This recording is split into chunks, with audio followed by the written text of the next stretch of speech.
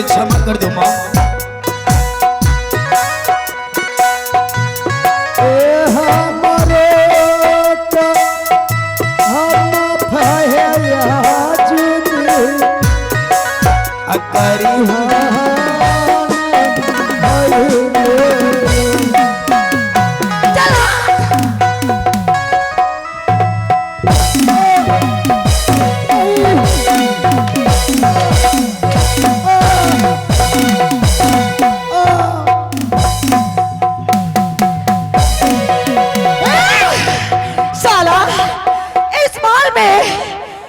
आदेश के बिना एक चीटी भी नहीं चलती है। तो तुम्हारी हिम्मत कैसे हुई, तुम्हारी जुर्रत कैसे मेरे स्वामी की गोद में बैठने के लिए? साला किसको पूछ के बैठा था मेरे स्वामी की गोद में रे?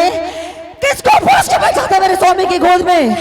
अपने गुरु शांत हो जाओ, शांत हो जाओ माता श्री, अपने क्रोध को शांत करो।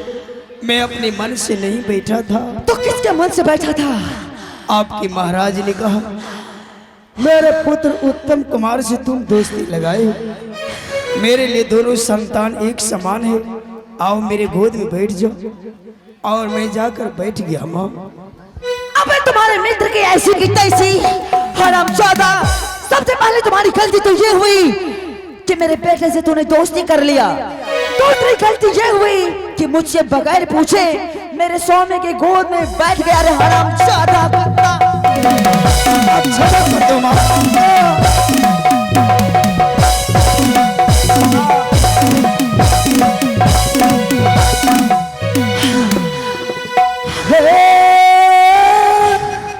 हे माता जी, हे मम तो न लगला है मैया, हमर हो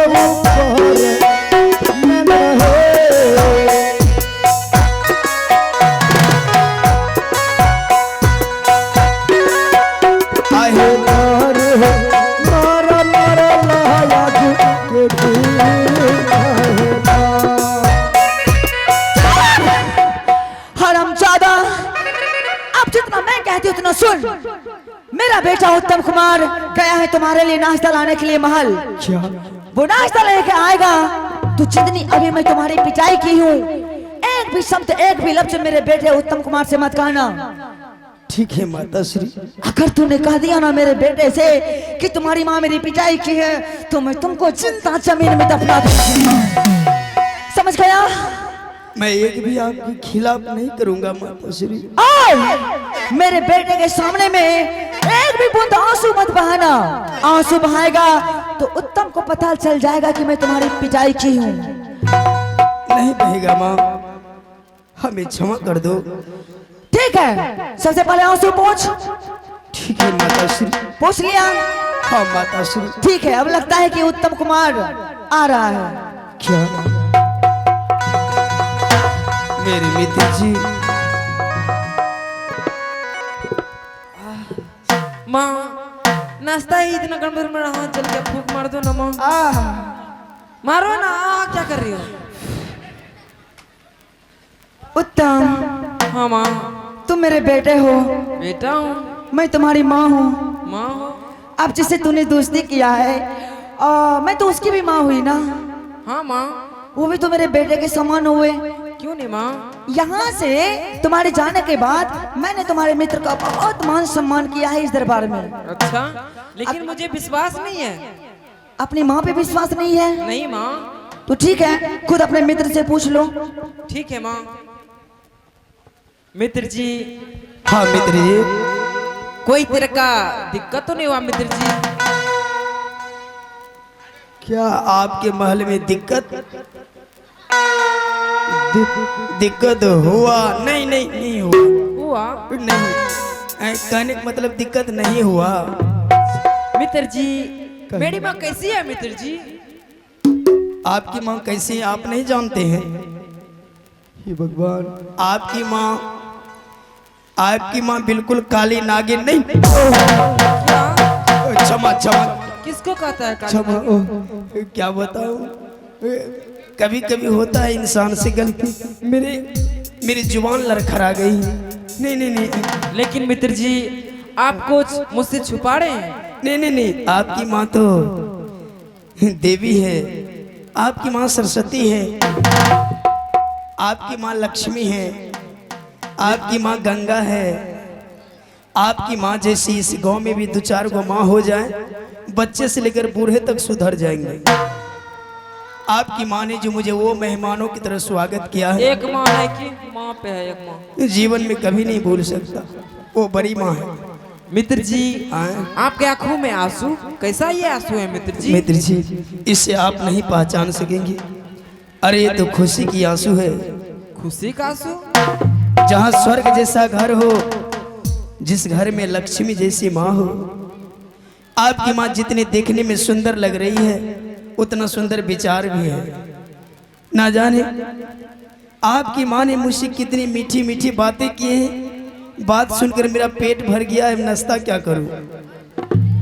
अरे ये खुशी की अभी तो सिर्फ नाश्ता आया है, अभी दूध लाना बाकी है। बच्चे जाओ महल जाओ, महल से अपने मित्र के लिए गरम गरम दूध लेके आओ।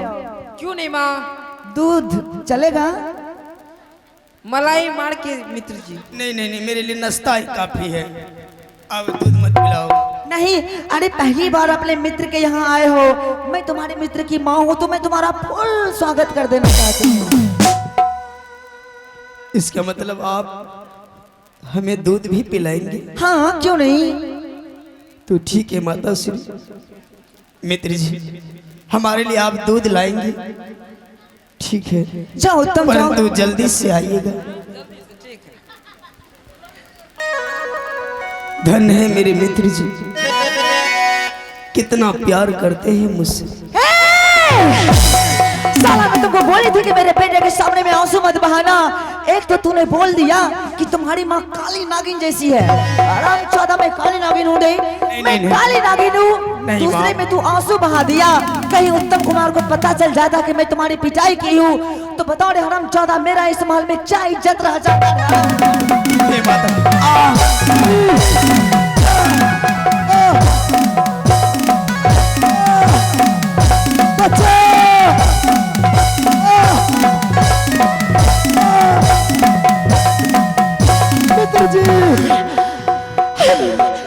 आहे फिर नहीं है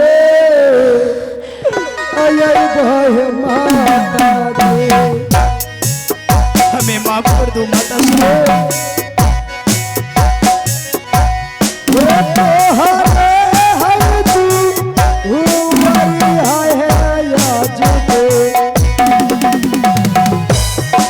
भगवान के लिए क्षमा कर दो। भूल गई बई है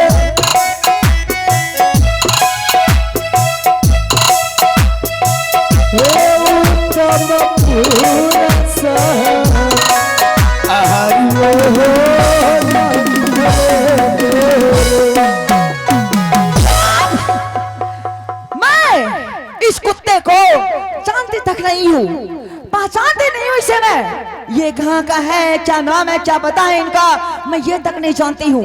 शकल से लग रहा है कि भिखारी का औलाद है। एक भिखारी का औलाद होके मेरे बेटे से इसने दोस्ती कर लिया है। और हम चाहता, अगर तू यहाँ से जिंदा बच के जाना चाहता है तो मेरे सवालों का जवाब तुम्हें देना होगा। अगर जवाब नहीं देगा तो मैं तुमको कच्चा चबा डालूंगी। सवाल? हाँ सवाल। हे भगवान, आपके सवालों का जवाब कौन देगा? तू देगा, तू।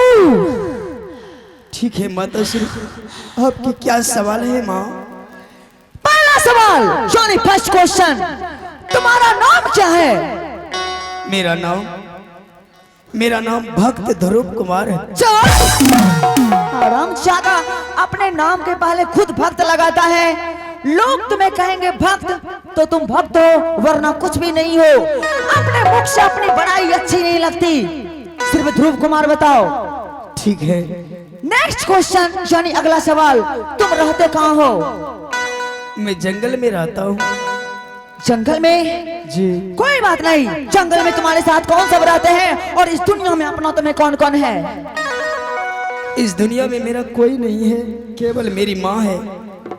माँ और बेटे जंगल में टूटी हुई झोपड़ी बनाकर रहता हूँ और भगवान विष्णु का भक्ति करता हूँ। क्या जंगल में सिर्फ 2 ही आदमी रहते हो, तुम और तुम्हारी माँ? हाँ माता श्री। कोई बात नहीं, लास्ट क्वेश्चन यानी अंतिम सवाल, क्या?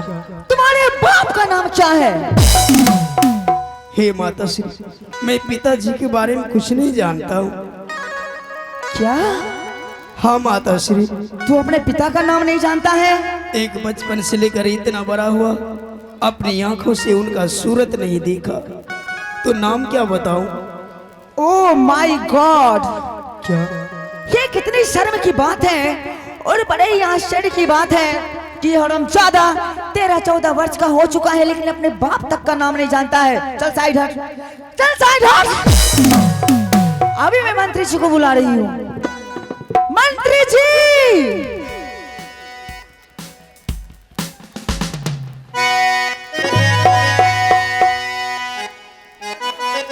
प्रणाम महारानी जी, प्रणाम। मंत्री जी, बोलिए क्या बात है? मैं आपसे कुछ सवाल करूंगी आज। ओ, आज हमसे आप सवाल कीजिएगा? हाँ, उसका जवाब सही सही देना होगा। बिल्कुल देंगे। ठीक है, तो सबसे पहले ये बताइए, आप यहाँ का पता पूछिएगा कि घर का पता? पहले घर का पता पूछूंगी, नाम पूछूंगी।